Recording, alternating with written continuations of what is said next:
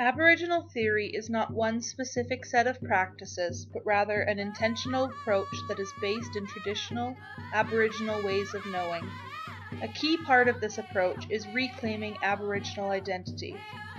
According to Silver and Goriashi, with the reclamation of personal Aboriginal identity, the community must also reclaim its identity and develop Aboriginal organizations that are culturally relevant.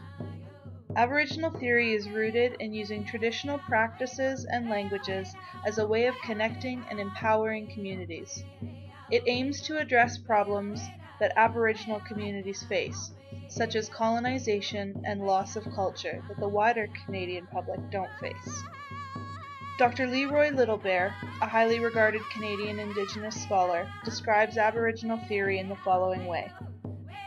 Given the opportunity, a culture attempts to mold its members into ideal personalities. The ideal personality in Native American culture is a person who shows kindness to all, who puts the group ahead of individual wants and desires, who is a generalist, who is steeped in spiritual and ritual knowledge, a person who goes about daily life and approaches all his or her relations in a sea of friendship, easygoingness, humor, and good feelings. She or he is a person who attempts to suppress inner feelings of anger and disagreements with the group. She or he is a person who is expected to display bravery, hardiness, and strength against enemies and outsiders. She or he is a person who is adaptable and takes the world as it comes without complaint. That is the way it used to be. That is the way it should be. Littlebear's assessment tells us of the important connection between traditional Aboriginal practices and the modern world.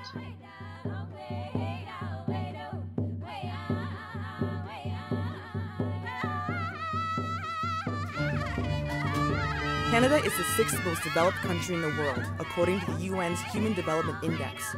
If First Nations were being measured using the same data, they would be 63rd, lower than Russia and Libya. First Nations communities face multiple crises. When it comes to education, First Nations people have a significantly higher dropout rate than other Canadians. 6 out of 10 First Nations living on reserve were high school dropouts. 3 out of 10 were dropouts for First Nations living off reserve. Compare that to 1 out of 10 for other Canadians. First Nation youth living on reserve is more likely to end up in jail than to graduate high school. Now let's take a look at income. Based on data from the 2006 census, 50% of Status First Nations children lived in poverty, compared to 17% for other Canadian kids.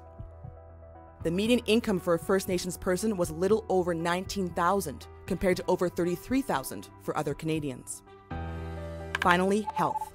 The average life expectancy for First Nations men is 69 years, 9 years less than average for other Canadians. First Nations women live 77 years, or 5 years less than average. The infant mortality rate for First Nations is 1.5 times higher than for average Canadians. Compared to Canadian youth, the suicide rate is 5 to 6 times higher among First Nations youth. When it comes to diabetes, First Nations people aged 45 and over had nearly twice the rate compared with other Canadians. How can we narrow this deep divide between First Nations and Canadians?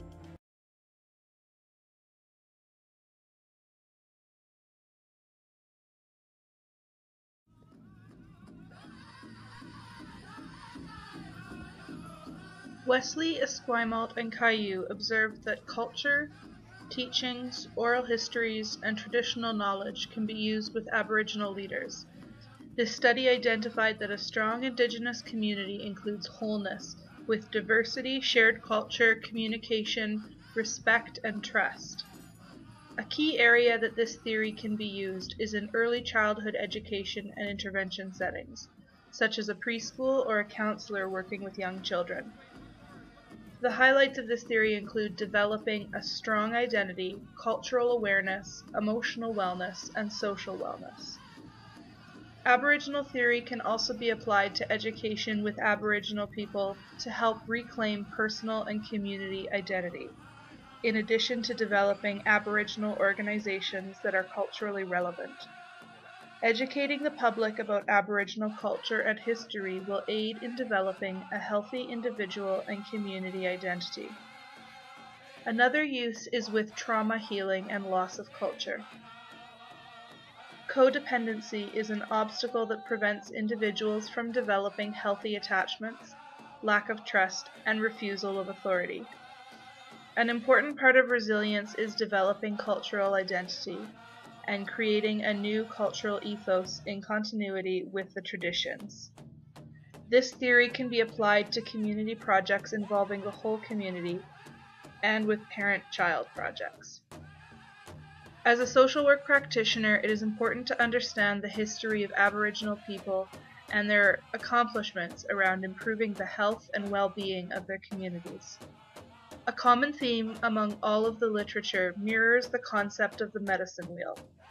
When there is balance or an alignment of one's emotional, social, mental, and spiritual side, healing and well-being can be accomplished.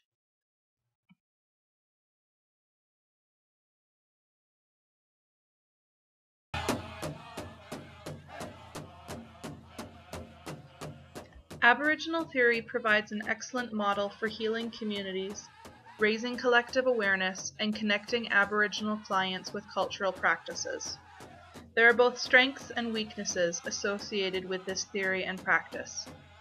One of the issues that faces agencies who utilize Aboriginal theory is the fact that many Aboriginal leaders are at a disadvantage because they lack formal training or education in management, administration, or governance. Aboriginal leaders are known to struggle with finding balance between Western and First Nations ideologies. Furthermore, racism and poverty remains one of the many challenges to utilizing Aboriginal theory, as well as emerging class divisions. Other common weaknesses to Aboriginal theory in practice include sociocultural adversity experienced due to colonization, residential schools, the loss of language, and the loss of identity. There are also a variety of strengths associated with Aboriginal theory. First and foremost, the practice of Aboriginal theory fosters a strong identity for individuals at a time when they are struggling. This helps to facilitate the building of pride and confidence in clients, as well as a stronger sense of self-respect and the minimizing of shame and hatred. Aboriginal theory is one of the best responses to the trauma stemming from residential schools and the colonial legacy. Aboriginal theory is associated with social wellness, interconnectedness, and social support.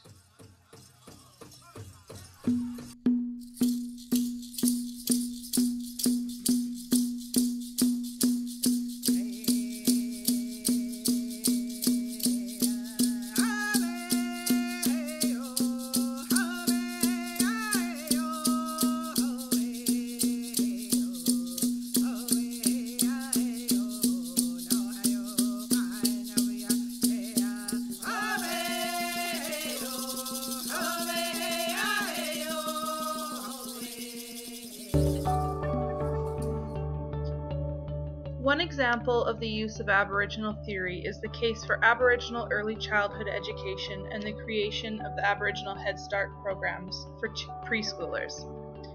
Such programs were introduced in 1995 after a Royal Commission on Aboriginal People called on the government to improve the quality of education for all Aboriginal people. Mai Nguyen studied these programs and found that the implementation of culturally sensitive and accessible schooling was helping to close the gap between the education levels of Aboriginal children versus non-Aboriginal children. Nguyen's findings support the idea that state-funded early childhood education that focuses on the cultural needs of Aboriginal children and their families will help alleviate their disadvantaged position in society, while simultaneously restoring Aboriginal identity and self-worth. This is embedded in the theoretical framework of Indigenous scholars, who argue that Eurocentric education cannot rectify the consequences of colonialism on its own. Instead, Aboriginal education needs to be reframed in an Aboriginal context that will provide Aboriginal children with a sense of self-worth. That is, a sense of who they are and where they come from, which will impact community self-government and self-determination. This study found that early childhood education that is delivered in a culturally relevant fashion is one of the most effective defenses against the challenges facing Aboriginal people today. This example, as well as countless others, are indicative of the effectiveness of Aboriginal theory in terms of empowering and improving Aboriginal communities.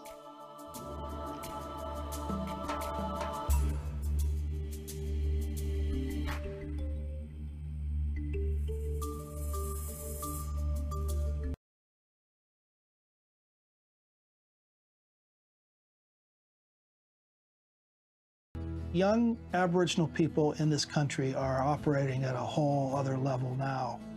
And a lot of them are becoming very sophisticated in terms of law and politics, and they're communicating this to each other with all kinds of social media, and a new world is coming. It's up to us as the next generation to just take that step forward and, not have to lean back on what had happened to our people, that, it's up to us to push forward and just to, create the change and be the difference for our future generations.